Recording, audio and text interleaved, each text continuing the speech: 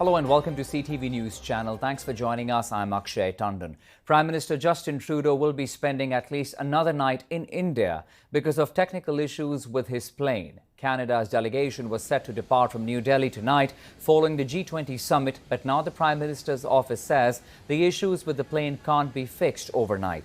CTV's Annie Bergeron Oliver is travelling with the Prime Minister and the delegation. So Annie, you'll be grounded for at least another night. What can you tell us about the situation?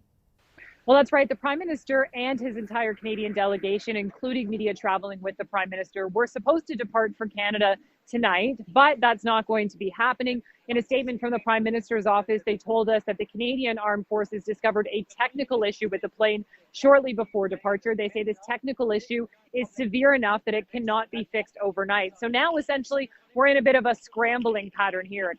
There were visas that were required to get into the country. You can see that there's a lot of moving pieces here, trying to get more hotel rooms for the entire delegation and just trying to figure out, can this plane be fixed by tomorrow, or how do you get this entire delegation back to Canada? There's probably 50, if not more, people that do travel with the Prime Minister. Then you also have to remember that the Prime Minister does have RCMP with him, and there's secure networks of communication. And moving a Prime Minister also has complications due to the security risk with that. So right now, we're sort of in a holding pattern.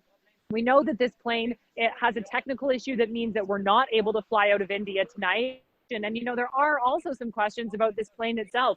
The Airbus in this fleet has been, running for decades. It's been flying and it's really reached the end of its lifespan. The federal government did sign a $3.6 billion contract to buy new planes.